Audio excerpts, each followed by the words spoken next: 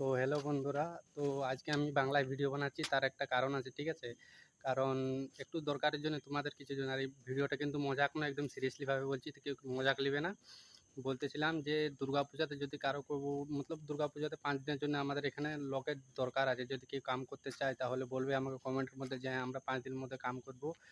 আর বেশি সেরকম কোনো কাম না, কাস্টমার আসবে, বাস প্লেট থেকে দিয়ে দিতে হবে, কারণ ওইসব নর্মালি কাম, ঠিক আছে? আর দুর্গাপূজাতে তো সবাই তো আর কাম করতে পারবে না, তো যে যে করতে পারবে, মতলব যে যে ফ্রি আছে, যার যার পয়সার একটু মতলব নিড আছে, তো ওরাই আমাকে একটু কমেন্ট করে বলবে। আর কমেন্টে কেউ কিন্তু খারাপ বলবে না, ঠিক আছে? এটা কিন্তু আগে বলছি, কেউ যদি ভালো বলতে না পারে তো খারাপও বলতে যাও না। আর যদি কারো সত্যিই যদি থাকে, যদি কামের দরকার, তাহলে আমাকে বলবে, কন্ট্যাক্ট করে দেবো আমি কামের মধ্যে। আর আমাকে কমেন্ট করলে আমি নিজে কন্ট্যাক্ট করে নেবো।